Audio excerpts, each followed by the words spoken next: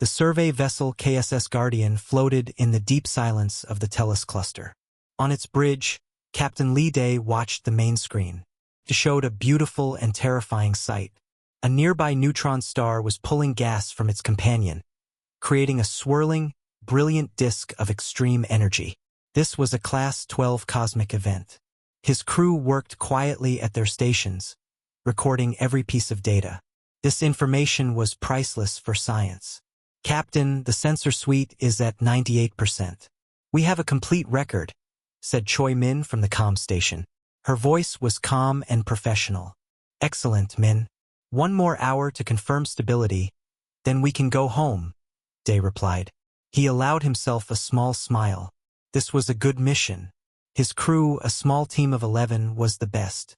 At the helm, Park Jin kept the ship steady. The gravitational waves are stronger than predicted, Captain. Nothing the Guardian can't handle, but it's a rough ride. Increase the inertial dampeners by 10%. Jin, let's keep our teeth in our heads, Day said. Engineer Kim Hannah's voice came from the engineering bay below. Dampeners adjusted. But go easy on my girl, Jin. She's a survey ship, not a fighter. Before Jin could reply, a sharp alarm sounded. On the long-range scanner, 3 new signatures appeared. They were moving fast and closing in. They had come from the other side of the neutron star, hidden by its radiation. Unidentified contacts, Min said, her fingers flying over her console. Configuration is hegemony, border patrol vessels. They are hailing us. Day's smile vanished. The Galactic Hegemony, a massive old empire known for its strict rules and pride. The Tellus cluster was supposed to be unclaimed space. Put them on screen. The main viewer changed. The face of a hegemony officer appeared. His skin was a pale gray, his eyes large and black. He did not introduce himself. Unidentified vessel. You have violated sovereign hegemony space. Power down your engines and prepare to be boarded. You will surrender all sensor logs and data cores. Day stood up, straightening his uniform. This is Captain Lee Day of the Korean survey ship Guardian. We are in international space under Galactic Concord Article 12. Our coordinates are clear. We mean no violation.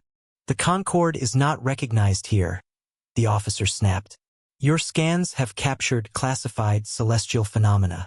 This is a security breach. Comply immediately or be destroyed. Behind Day, his crew was tense. Jin's hands were ready on the helm. Min listened intently. Day kept his voice even.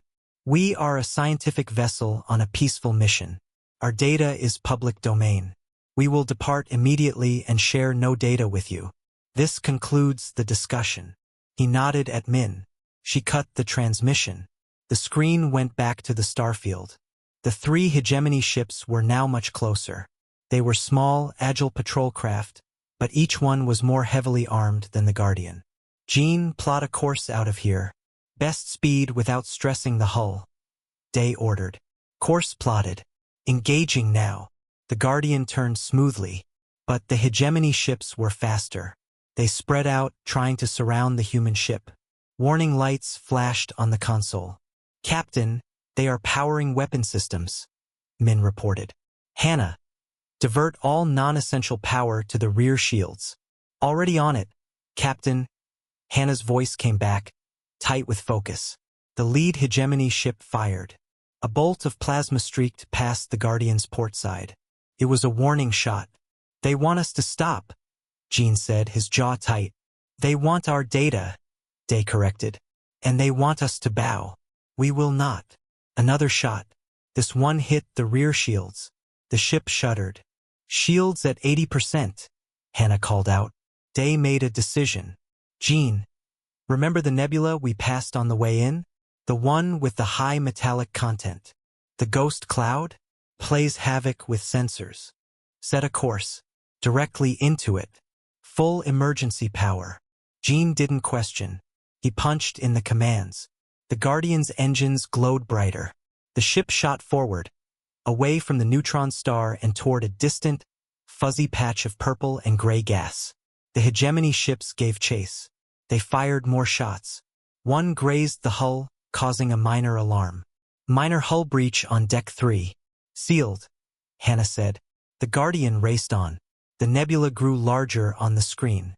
Just as they were about to enter its outer layer, the lead hegemony ship got a clear shot. A heavy plasma bolt slammed into the Guardian's right side. The ship lurched violently. Lights flickered. Engine 2 is hit. I'm losing power, Jean shouted, fighting the controls. Hannah, report, Day ordered, holding onto his chair. Shields are down on that side. Hull integrity is holding, but Engine 2 is offline. I can give you a short burst from the reserves, but we're limping. The hegemony ship slowed, seeing their target was damaged. They moved in for the final capture. Min, send a standard distress beacon on the Concord emergency channel. Just our location and under fire. Sent, Captain. Day looked at the nebula. It was so close. Jean, on my mark, use the emergency burst. Don't go straight in. Go down. Then cut hard to starboard and then in. Jean understood. A feint. Ready. Now. Jean activated the burst. The Guardian shot forward, then dipped suddenly. The hegemony ships fired at where they thought the ship would be, hitting empty space. Jean then wrenched the controls to the side and aimed the struggling ship straight into the heart of the nebula. The metallic particles closed around them like a curtain. On the scanner, the hegemony signatures blurred, then faded into static. We're inside, Jean breathed. Their sensors are blind. So are ours mostly. Good. Take us deep. Run silent. No power to anything but life support and passive scans. Day said, sitting back down. His heart was pounding. They were safe for now.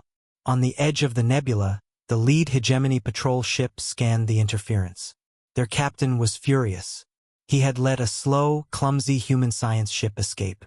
But his sensors had managed one final, clear scan before the nebula swallowed the target. The scan confirmed it. One ship. Alone. Minimal weapons. A simple, laughable vessel. He prepared his report to his superior, Admiral Krell. He would not admit failure. He would frame it as an act of human aggression. He would emphasize the insult. He would recommend a strong, crushing response to make an example. The pride of the hegemony demanded it. Admiral Krell sat in his command pod aboard the hegemony battle station Pride of Tavor. He reviewed the patrol captain's report. On the screen, the data was clear. One human vessel. A KSS Guardian. Its weapon signatures were minor. Its engine output was for basic travel. Its profile matched a type known for science and survey. Yet it had fought. It had disabled 2 patrol fighters with precise, almost insolent shots to their engine cores. It had refused a direct order. It had spoken of Concord laws, as if they mattered more than hegemony decree. And then it had vanished into the ghost cloud nebula, a final insult of cowardice. Krell's thin lips pressed into a tighter line. His large black eyes reflected the cold light of the screen. The patrol captain had failed, obviously, but the real problem was larger. For cycles now, these humans had been a nuisance. They did not show proper respect. They explored where they were not invited. They spoke of shared space and open knowledge. Their principles were like sand, slipping through the ordered fist of the hegemony. This was not just about one ship. It was about a symbol. If one human ship could insult the hegemony and flee, then others would try. Lesser species would whisper. The foundation of control was fear and respect. This act had damaged both. He summoned his aides. Prepare a full briefing for the High Command. Priority level Crimson. The aides moved quickly. Soon, Krell stood before a shimmering council of 12 senior commanders. Their faces were stern and unreadable. He presented the data, but he changed the story. He was careful, using only facts, but shaping them like clay. The human vessel Guardian was not lost, he began. It was on a deep surveillance mission. Its sensors are far more advanced than their ship type suggests. They were mapping our defensive borders in the Tellus cluster under the cover of scientific study. He showed the scan of the disabled patrol fighters. When challenged, they did not surrender. They attacked with surprising effectiveness. Their evasion tactics were military-grade. This was not a clumsy escape. It was a calculated military probe. He paused, letting the image of the wounded hegemony ships hang in the air. They have taken our territory's most sensitive celestial data. They now hide in a nebula that interferes with our tracking. They believe they are safe. They believe our laws do not touch them. One of the senior commanders spoke, her voice like grinding stone. A single ship, Admiral. You propose a large response for a single ship. Krell nodded slowly. I do. Because we are not responding to a ship. We are responding to an idea.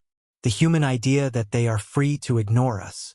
If we send a small force and they somehow escape again or worse, fight back, the idea grows stronger. It becomes a story. The humans who defied the hegemony. We must rewrite that story. He changed the screen. It now showed the symbols of the various species under hegemony influence. We must make it a different story. The humans who provoked the hegemony and were erased without effort. The response must be so vast, so overwhelming, that it feels inevitable. Not a battle, but an execution. It must remove the human problem and remind every other species of the cost of defiance. Another commander leaned forward. The humans have colonies. They have a small fleet. If we destroy their ships so forcefully, will it not provoke a war? Krell allowed a cold smile. A war? With them? Look at their technology.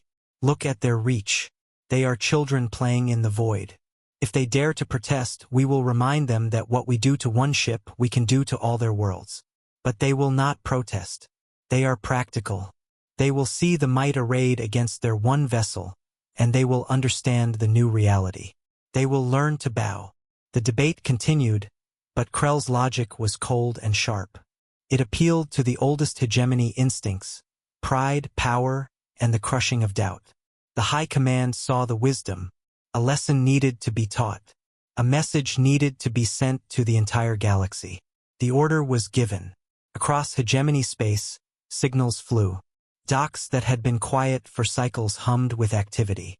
The Third Grand Armada was called to service. It was a force used for intimidating star systems, for ending rebellions before they started. 214 capital warships. Massive destroyers shaped like sharpened blades. Cruisers studded with weapons. Logistics vessels and fighter carriers. A fleet that could shatter a planet's surface. It gathered at the edge of hegemony space. A dark cloud of metal and menace. Admiral Krell was given command. His flagship, the Executor, was a Leviathan. On its bridge, he addressed the galaxy on an open channel. His voice was calm and terrible. The human vessel KSS Guardian has committed acts of espionage and aggression against the galactic hegemony. It has stolen sacred data and attacked our peaceful patrols. It hides now, believing itself beyond justice. It is wrong. The hegemony's arm is long. Its memory is longer. The Third Grand Armada will now depart to find this criminal ship and deliver judgment. This is not an act of war against humanity. It is a police action, a necessary correction. Let all who watch understand. The law is the law. There is no hole deep enough to hide from it. The Armada moved. It was a breathtaking sight. Ship after ship leaping into faster-than-light travel. Their wakes glowing in the dark. The scale was unimaginable. All of this power, aimed at one small survey ship and its crew of 11. Across civilized space, the news spread. Species watched in disbelief and horror. The hegemony had often been brutal, but this was different. This was a performance. This was a show of force so massive it seemed insane. Many felt a cold fear. If the hegemony would do this for one ship, what would they do for a real threat? Others, on distant human outposts, heard the news and felt their blood turn to ice. They knew the Guardian. They knew its mission was peaceful. They understood the message, and it was not about law. It was about fear. Inside the metallic haze of the Ghost Cloud Nebula, the KSS Guardian drifted, silent and dark. Its crew worked desperately to repair the damaged engine. They monitored local space with passive sensors, hearing only the static of the nebula. They did not know yet. They did not know that an entire armada, a force meant for gods, was now hunting for a single wounded ship. They did not know that their quiet act of defiance had lit a fuse to a galaxy-sized bomb. Captain Lee Day checked the repairs with Hannah. "How long?" "2 days, maybe 3, for full power," Hannah said, her face smudged with coolant. "Good. Then we slip out and go home," Day said. He looked at the view screen, seeing nothing but the swirling purple-gray mist. He had no idea that home was the last direction he could ever lead this ship. Not anymore. The silence inside the nebula was heavy. It was not peaceful. It was the quiet of being trapped. The KSS Guardian was a dark shape against the glowing gas. Its crew worked like ghosts in the dim emergency lights. Kim Hannah was in the engine room. Her hands moved quickly over the damaged components of Engine 2. The plasma burn was deep. She had to replace the main injector coil. It was slow, careful work. Her only company was the hum of the one working engine and the ache in her back from bending over for hours. On the bridge, Captain Lee Day watched the passive scanner. It showed only the fuzzy, shifting energy of the ghost cloud. No clear contacts, but he felt a deep unease. The hegemony would not just let them go. They were out there waiting. The question was how many and how patient. Choi Min was at her station trying to listen. She had the comms array in receive-only mode, sucking in every whisper of signal from the void. Most of it was static from the nebula, but sometimes a faint, organized signal would break through. A coded hegemony transmission. It was too weak to decode, but its presence was a warning. The net was tightening.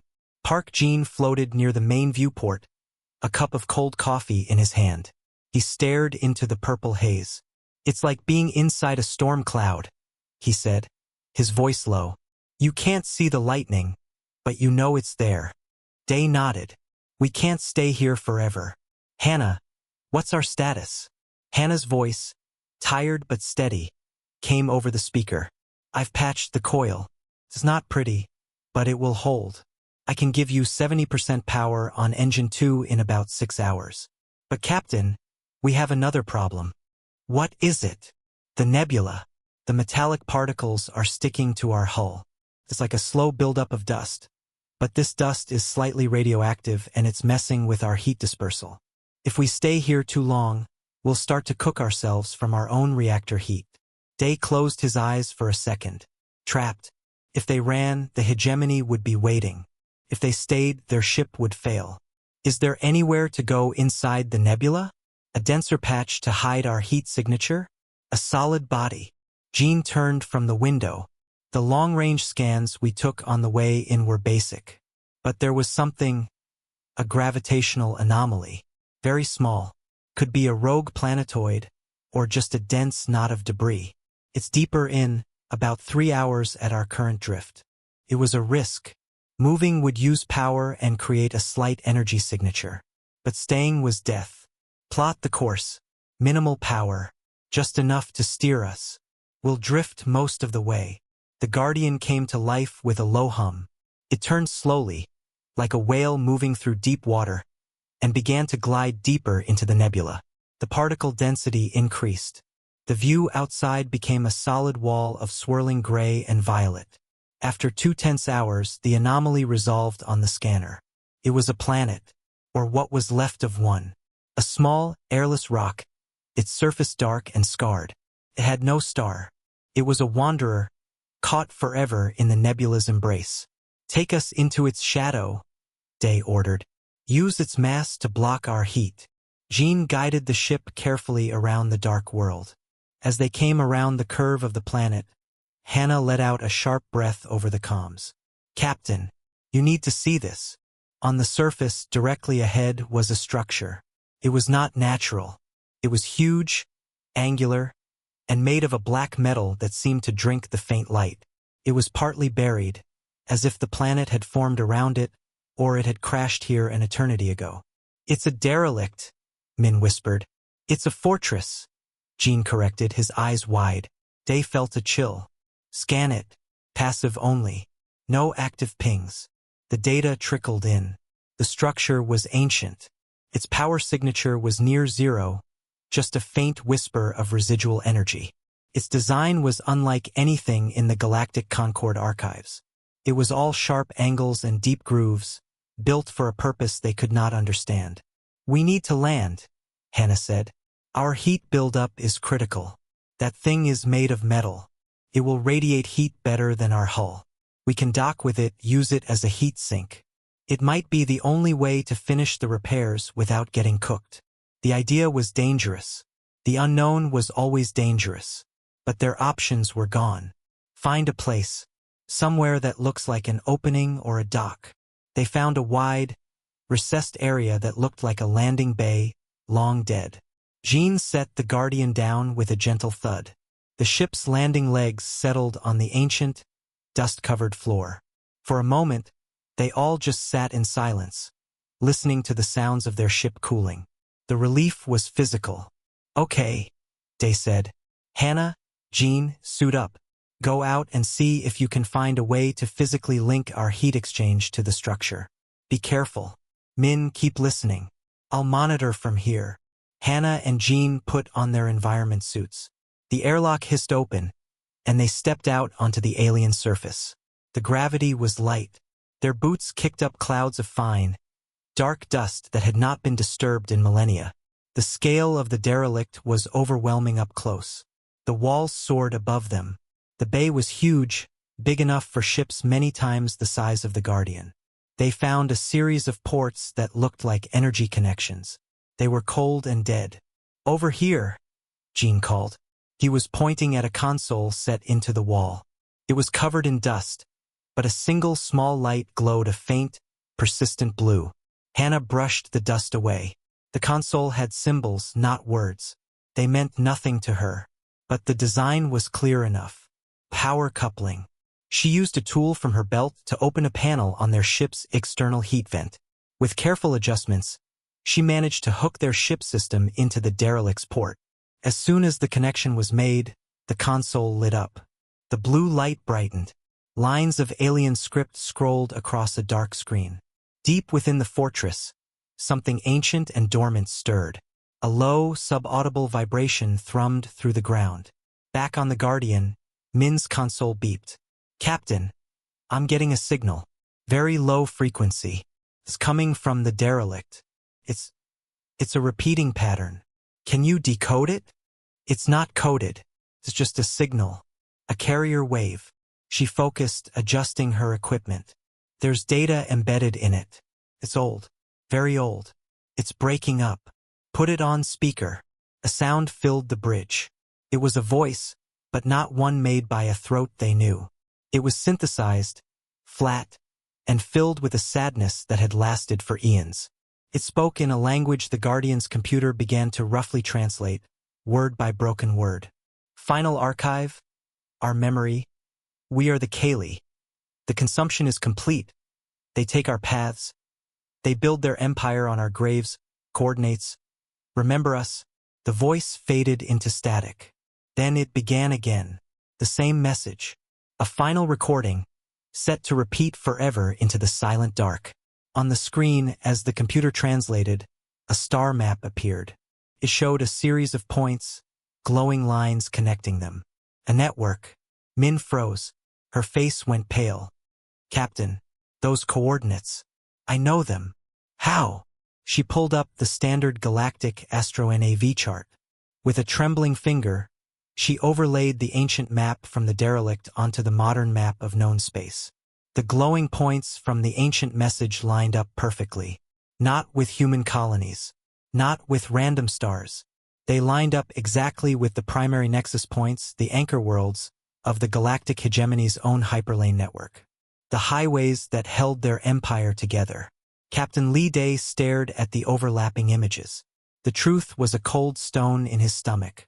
The hegemony hadn't discovered those routes. They hadn't built them. They had stolen them. They had taken them from a people they had erased, and then built their proud empire on top of the grave. The silence on the bridge of the Guardian was colder than the void outside. Captain Lee Day stared at the star map. The glowing points of the ancient Kaylee civilization lay perfectly under the proud, modern highways of the hegemony. It was not a coincidence. It was a crime.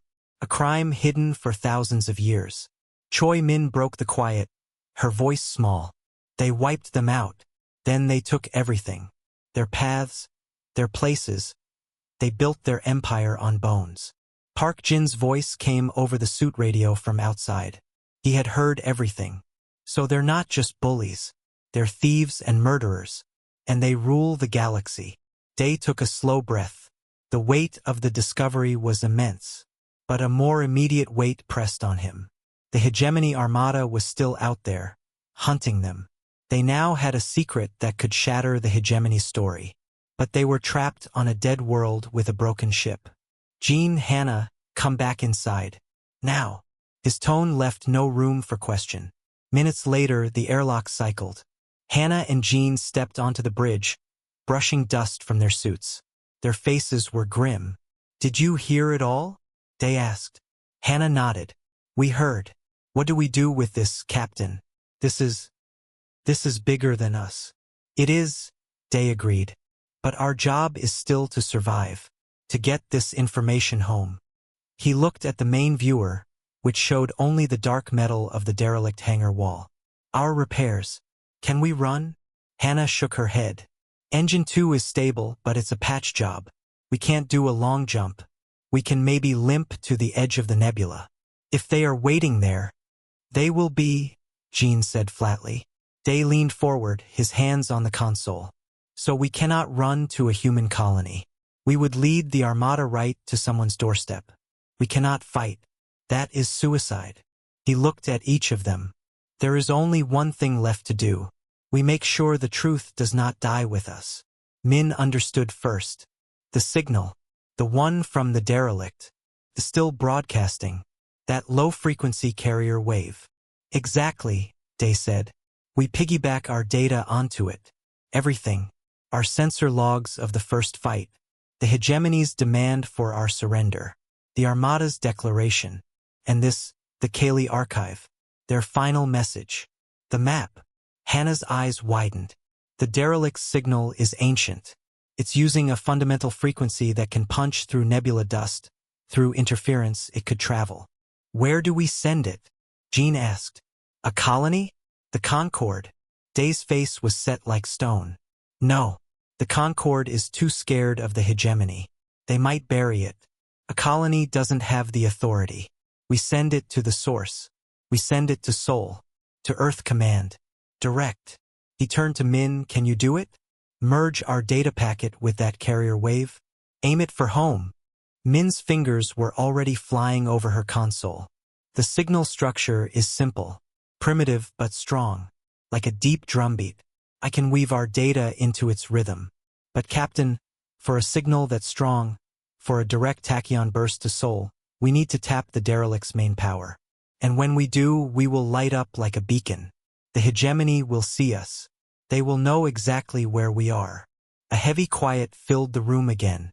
They all knew what it meant. How long to prepare the data packet and align the transmission? Day asked, his voice quiet. 30 minutes, Min said. Day nodded. Do it. Hannah, go with her. Find a way to link our main computer to the derelict's power source. Gently. We don't need to wake the whole place up. Just borrow its voice. As Hannah and Min hurried out, Day looked at Jean. Prepare the ship. I want every bit of power we have in our engines. Ready the moment the transmission is sent. We're not going to hide after that. What's the course? Jean asked, settling into the pilot's chair. Day called up the local star chart. He pointed not toward human space, but away from it, into a vast empty sector called the Gulf. Here, we lead them on a chase. Away from our people. We make the biggest, brightest energy signature we can. We make sure that Tachyon Burst has the loudest starting gun in history. Jean just nodded, inputting the course. There was no fear on his face now, only a hard focus. On the derelict's control console, Hannah and Min worked fast. Hannah spliced cables from the Guardian's core into the ancient ports. Min built the data packet. It contained Captain Day's logs, the video of the hegemony admiral's threats, the scan of the massive Armada, and the terrible, clear evidence of the genocide of the Kaylee. Finally, Min looked up. Ready, Captain. On the bridge, Day took one last look at his ship, at his crew. He opened a ship-wide channel. "This is the captain. In moments, we will send home everything we have learned. The hegemony will see it. They will come. Our job then is to run, and to draw them as far from humanity as we can. It has been the greatest honor of my life to serve with you all. Stand by." He nodded to Min. "Transmitting," she said, and pressed the command. Deep within the dead planet, the Kaylee's final lament surged with new power. The Guardian's modern data, a story of a new injustice, was woven into the ancient one. The combined signal shot out from the derelict, a focused spear of tachyon particles. It ripped through the nebula's dust, ignored the hegemony's jamming, and began its instantaneous journey across the galaxy toward a small, blue star named Sol. At the same instant, on the hegemony command ship Executor, a sensor officer jumped from his seat. "Admiral!" A massive energy spike. From within the nebula. Coordinates locked. "It's them." Admiral Krell smiled. "Finally. The rats leave their hole. Move the Armada. Block all exits. Prepare to fire on my command." Inside the nebula, the Guardian's engines roared to life. It lifted from the derelict hangar in a shower of ancient dust. It turned and shot upward, a small, brave ship aiming for the clear space above the dead planet.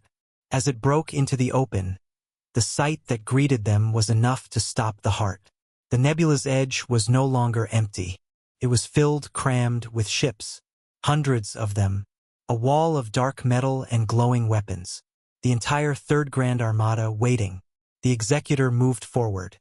Krell's face appeared on the Guardian's screen. "Human vessel, you have nowhere to run. Power down now, and your end will be quick." On the Guardian's bridge, Day stood straight. He looked directly into the visual feed. He did not speak to Krell. He spoke for the record, knowing it was being sent home. "This is Captain Lee Day of the KSS Guardian. We stood our ground. They sent an armada for one ship. They have shown their fear and their guilt. Protect our people." He cut the transmission. He looked at Jean. "Take us out. Straight through the middle. Maximum power. Don't fire a shot." Jean pushed the controls. The Guardian, small and bright, flew not away from the Armada, but directly toward its densest heart. It was not an attack. It was a final, defiant act. A beacon ensuring the signal's origin point was unmistakable. Admiral Krell's smile vanished, replaced by fury. "Destroy it. Annihilate it." 1,000 weapons fired. The space around the Guardian became a storm of light and plasma. The little ship twisted and dodged, a leaf in a hurricane, for one breathtaking second. Then, a beam from a hegemony battleship found its mark. The Guardian vanished in a silent, expanding ball of white fire. The explosion was swallowed a moment later by the fire of 100 more shots, obliterating the wreckage and scarring the surface of the dead planet below. On the Executor, the officers cheered. It was over. Admiral Krell watched the fading glow. A single, insignificant ship was gone. Order was restored. The lesson was sent. He felt a deep satisfaction. The hegemony's power was absolute. He did not know about the signal. He did not know it was already arriving at its destination.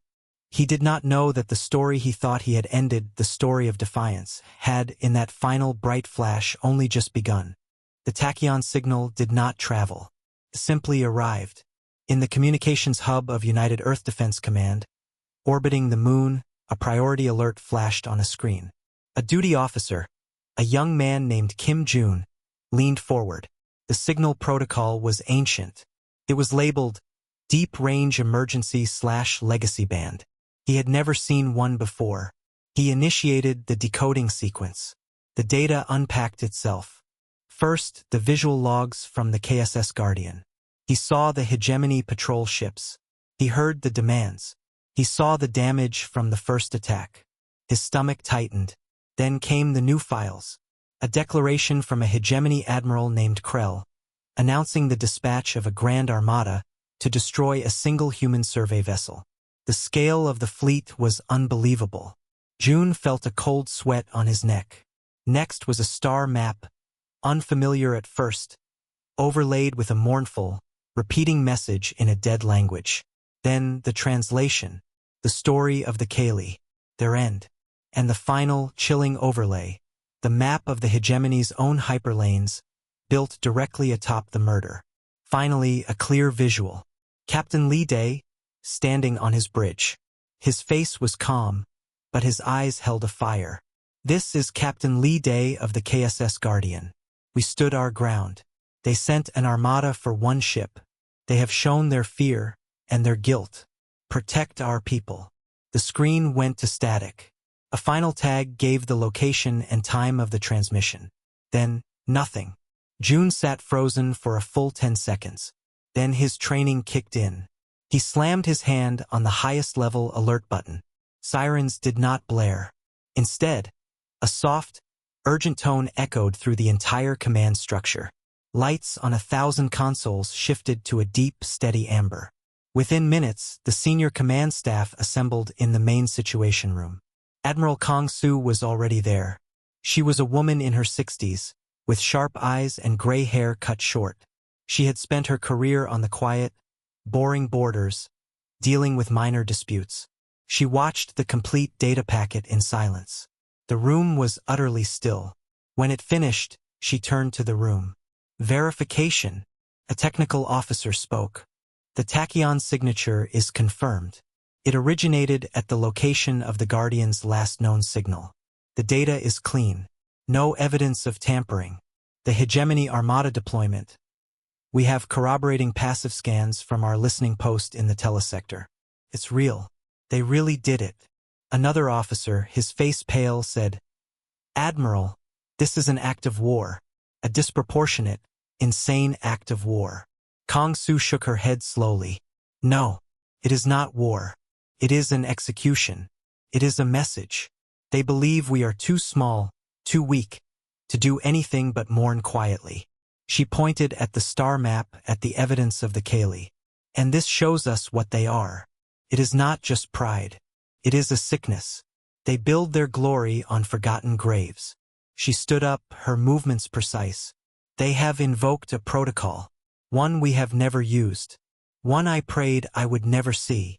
She entered a code into the console before her. The main screen changed. Words appeared in simple, stark text. Case file, Retribution. A low murmur went through the room.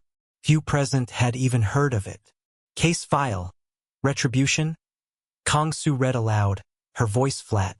Authorized response to the total, unprovoked destruction of a human vessel or settlement by a foreign power with clear intent of genocide or existential threat.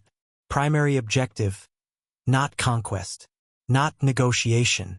The immediate and total dismantling of the attacking power's ability to ever commit such an act again. The principle is absolute. An attack on one is an attack on all. The response will be disproportionate. It will be final. She looked at the faces around her. This is not a call to battle stations. It is a call to surgery. We are not going to fight their armada. That is what they expect. That is the game they win. We are going to remove the disease. Commands began to flow. The orders did not go to the frontline fleets, the visible strength of humanity. They went to the deep space monitoring networks, to the stealth research divisions, to the engineers who worked on physics that were not yet fully understood. Across human space, in hidden docks within asteroids and in quiet orbits around cold stars, ships woke up. They were not like other ships. They were sleek and dark, with no bright markings. Their shapes were strange, built not for broadside battles but for silent movement through the empty spaces between the hyperlanes. They were equipped not with massive plasma cannons, but with precise, terrible tools. Molecular disruptors, gravity anchors, resonance projectors. Their mission profiles were uploaded. Not coordinates for the hegemony armada in the Tellus cluster. Instead, target lists filled with the ancient, stable anchor points of the hegemony hyperlane network. The same points that had once been Kaylee holy sites. Admiral Kong Su addressed the captains of these ships, her face on 1,000 private screens. "You are not warriors today. You are surgeons. You are archivists. You are delivering a verdict. Your targets are the pillars of a lie. You will not attack populations. You will dismantle the symbols of their stolen power. Show them the grave they built on. Show them it is empty, because we remember what they forgot. One by one, the dark ships slipped away. They did not use the hyperlanes. They used something else, a slower but untraceable method of folding space that left no signature. They vanished into the deep dark, heading for the heart of the hegemony itself. Weeks passed. The galaxy watched the hegemony celebrate its victory over the human ship. The story was told of how the mighty Armada had crushed the insolent humans. Many species bowed their heads lower, fearing the hegemony's power even more. On Earth, there was public mourning for the crew of the Guardian. But there were no demands for war, no fiery speeches. The government was silent. To the outside galaxy, it seemed like humanity had accepted the lesson. They seemed cowed, practical, and broken. Admiral Krell returned to the Hegemony Core worlds a hero. He was given honors. He assured the High Command that the human matter was settled. He was giving a speech on the central hub world of Corvan, standing before a great monument that celebrated the hegemony's discovery of the hyperlanes, when the lights went out. Not just the lights in the hall, but the lights across the entire planet. The great monument, a spire of crystal that had glowed for millennia, went dark and silent. In the stunned silence that followed, a single, clear human voice was broadcast on every frequency, in the hegemony's own language. It was Admiral Kong Su. The monument you stand before is a lie. The hyperlane you call your own was a stolen road. You are not builders. You are grave robbers. The Kaylee remember, and so do we. Then, as suddenly as they went out, the lights returned. But the great monument did not light up again. It was just dead, dark stone. And across the hegemony, in that same moment, the same thing happened. On 12 key worlds, the anchor points of their empire flickered and died. The hyperlanes did not collapse, but they became unstable, slow, and dangerous. The nervous system of the hegemony had just been severed. Panic, slow and cold, began to spread through the hegemony for the first time in 1,000 years. They looked up, not knowing what had happened, or where the enemy was. They only knew their invisible, perfect power was gone. The retribution had begun, and they had not seen a single human ship. Chaos was a quiet thing in the void. On the bridge of his flagship, the executor Admiral Krell stared at the reports. They made no sense. One after another, messages arrived from the core worlds. Not attacks, not invasions, failures. The great hyperlane nexus at Corvan was dead. The anchor point at Silix had simply turned off. The stabilizing station in the Pharos Gulf was gone. Not destroyed, but disassembled. Its parts floating in a neat, insulting cloud. Travel across the hegemony was slowing to a crawl. Supply lines were breaking. The Empire was not bleeding. It was being paralyzed. How? Krell demanded, his voice a low hiss. Where is the enemy fleet? Show me the enemy. The sensor officer trembled. There is no fleet, Admiral. Our scanners show nothing. The disruptions, they come from nowhere. There is no weapons fire, no energy signatures. It is as if space itself is rejecting our technology. On the main screen, a new message played. It was the human voice from Corvan, repeating the same words about grave robbers and the Kaylee. Krell smashed his fist on the console. It is a trick, a human trick with noise and shadows. They are trying to frighten us. The Third Armada is untouched. We are the power here. He turned to his navigation officer. Plot a course for the nearest human border colony. We will remind them of our strength. We will burn their worlds until this nonsense stops. But before the order could be carried out, the lights on the bridge flickered. A soft alarm sounded. Admiral, local space anomaly, bearing 020, elevation 10. It's just appearing. On the screen, a patch of stars shimmered like a heat haze. Then, a ship resolved into view. It was long and dark, a blade of black metal against the stars. It had no bright engines, no glowing weapon ports. It was simply there. It did not hail them. It did not move. A human vessel, the sensor officer whispered. Configuration unknown. It is smaller than a frigate. Krell felt a surge of fury and relief. Here was a target. All forward batteries, target that ship. Destroy it. The massive guns of the Executor swiveled. A volley of plasma, enough to vaporize a mountain, lanced across the void. The dark ship did not dodge. At the last second, a shimmering field, like distorted glass, appeared around it. The plasma bolts struck the field and unraveled. They dissipated into harmless light and dust. Silence filled the bridge. Again! Krell screamed. They fired again. And again. Missiles, energy beams, kinetic projectiles. Each one met the same strange field and came apart. The dark ship hung in space, untouched. Then it moved. It did not fly toward them. It drifted slowly, as if examining them. A new signal arrived, audio only. A human male's voice, calm and clear. Hegemony Vessel Executor. You are accused of the murder of the KSS Guardian and its crew. You represent a power built upon genocide. Stand down. Power down your weapons and engines. Prepare to be boarded for judgment. Krell laughed. A harsh, scraping sound. Judgment? You are one ship. I have 200 behind me. All vessels focus fire. Swarm it. The rest of the mighty Armada moved forward.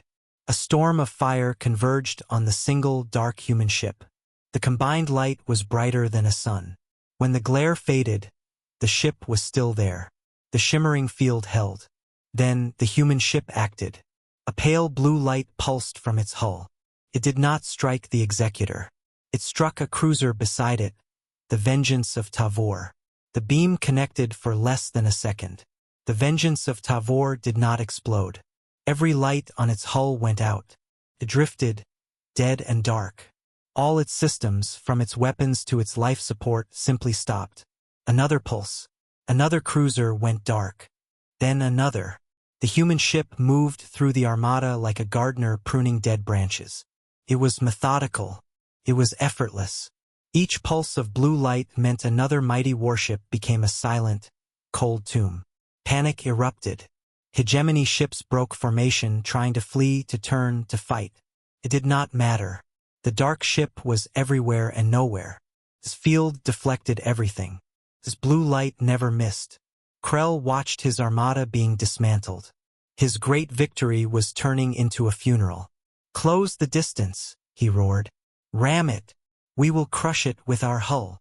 The Executor, the largest ship in the fleet, turned and powered toward the dark vessel. The human ship did not move away.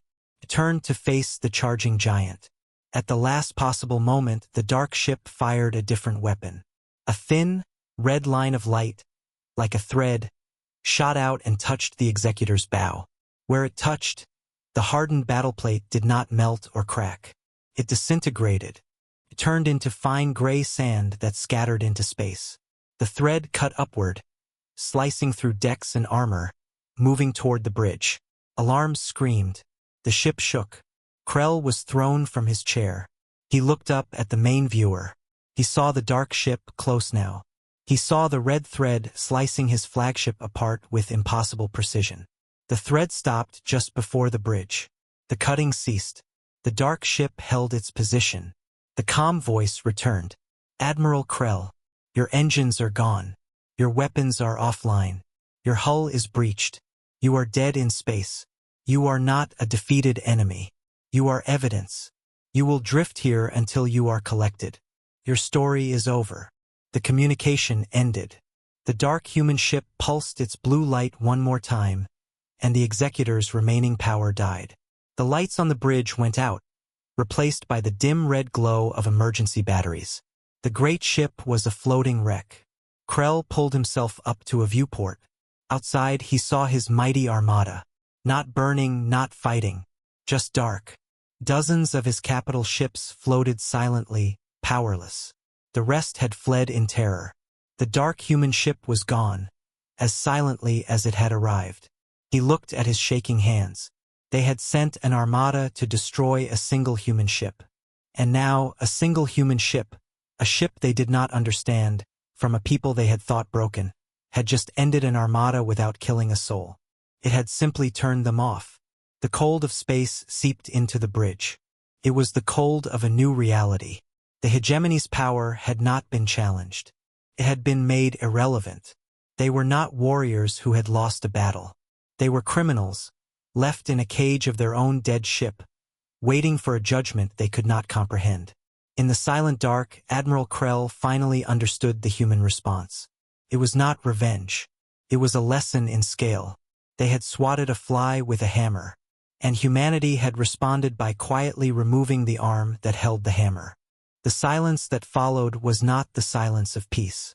It was the silence of shock. Across the galaxy, news feeds showed the same images. The proud hegemony core worlds, their great monuments dark. The mighty Third Armada, adrift and powerless in the void near the Ghost Cloud Nebula. And the message, repeated in every language, about the Kaylee and the stolen roads. There were no visions of human fleets bombarding planets. No troops landing. No demands for surrender. Only the cold, factual voice of Admiral Kong Su, broadcasting from her flagship near Earth. The galactic hegemony, built upon genocide and sustained by terror, is hereby dissolved.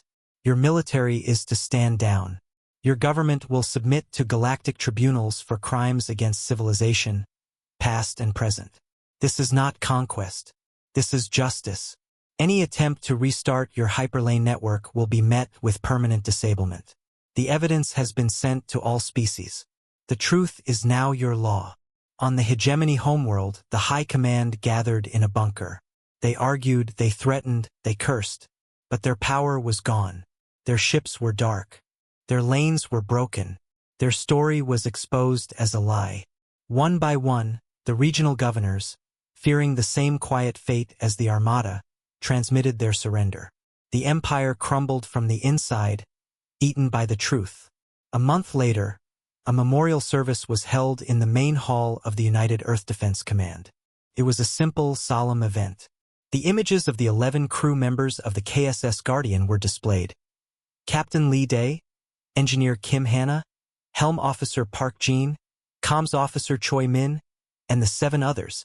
Admiral Kong Su stood before the assembly. She did not speak of victory.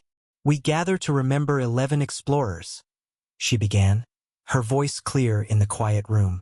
"They went out to learn the secrets of a star. They found, instead, the darkest secret of our galaxy. They stood their ground. When an empire of lies came for them with a hammer, they did not cower. They became a mirror. They showed that empire its own rotten heart. And they sent that reflection home to us." She turned to look at the images. "We did not seek a war. We carried out a duty. The duty to protect our own. The duty to speak for those who were erased. Lee Day and his crew were not soldiers. They were sentinels.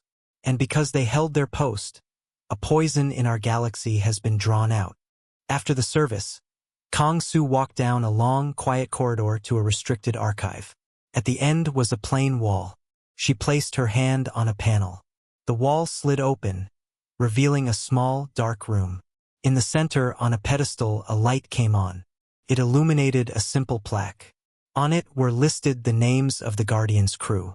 Above the names was a title, The Guardian Protocol. Below the names was a new line of text, freshly engraved. Kong Su read it aloud to the empty room. "Never again, for anyone." She nodded slowly. The principle was no longer just about humanity. It was a promise. Promise to remember the Kaylee. A promise that such theft and murder would not be ignored, no matter who the victim was, no matter how powerful the criminal. The wall slid shut. The protocol was saved, now with a deeper meaning. Far away, in the quiet darkness where the Guardian had fallen, a small human tender ship drifted. It was unarmed. Its markings showed it was from the Galactic Historical Reconciliation Commission. It approached the derelict, dead planet where the Kaylee's last archive had rested. A team, including linguists and archaeologists, landed. They carefully entered the ancient fortress. They did not take anything. Instead, they began to document everything. They set up a permanent beacon beside the Kaylee's repeating message. The beacon translated the message into 1,000 languages. It told the story of the Kaylee, their end, and how the truth was found by a human ship named Guardian. The beacon ended with a simple statement. This site is protected. It is a grave. It is a memory. Let it remind us all to build on our own work, not on the bones of others. Back in the core of former hegemony space, human engineers, alongside teams from other species, worked not to rebuild the old hyperlanes, but to build new ones. Safer, slower, open lanes that did not rely on the stolen Kali anchors. The project would take generations. It was offered as a gift with one condition.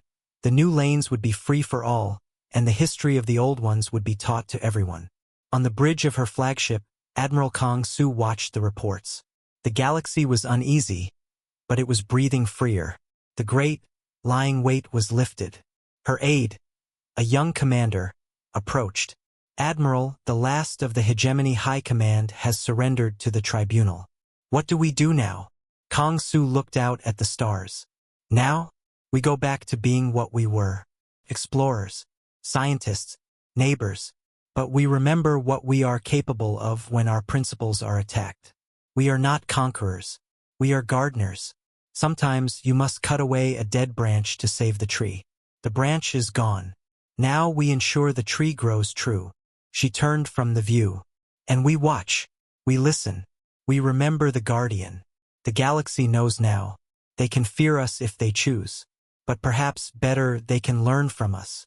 You do not need an empire to be strong. You just need to remember what is right and have the courage to act when it matters. That is the only retribution that lasts. In the silent dark near the Ghost Cloud Nebula, the wreckage of the hegemony Armada still drifted. Tugs from a dozen species would eventually come to salvage them. But for now, they were a monument to pride, and to the moment the galaxy learned that humanity, when pushed, would not just fight back. They would correct.